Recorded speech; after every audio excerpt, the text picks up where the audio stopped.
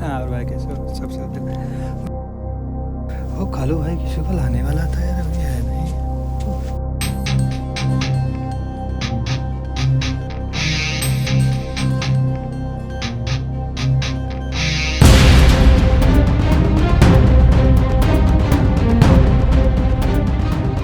भाई ये मुंबई से चल कर आए हैं अपने मिर्जापुर व्यापार करने के लिए।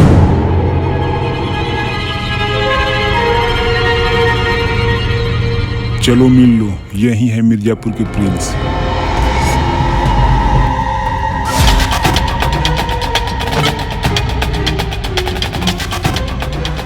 मिर्जापुर में व्यापार करेंगे?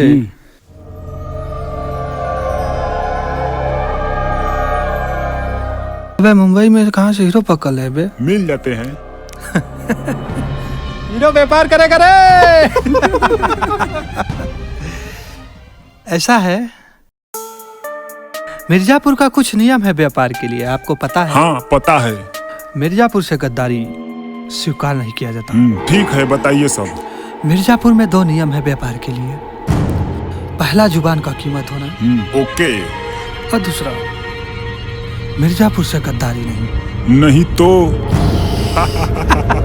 कहो आप हीरो आदमी हो, ठीक है, मिर्जापुर में आपका स्वागत है। आप भी एकदम